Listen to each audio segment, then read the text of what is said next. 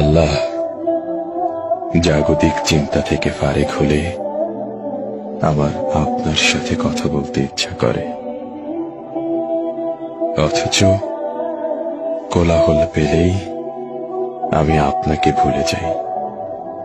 বিপদ পেরিয়ে গেলেই হয়ে উঠি উদ্ধত। নিজের হাসরের দিকে তাকালে দেখি গুনাহের ভারে নুয়ে আছে আমার মিজান। পুলসিরাত পার হব, নেই তেমন কোনো জান। আল্লাহ, গুনাহ করলেও আমি আপনাকে ভালোবাসি। পাপী হৃদয়েও অনুভব করি শুদ্ধতার অনুতাপ। আপনার সাথে আমার কথা বলতে ইচ্ছে করে।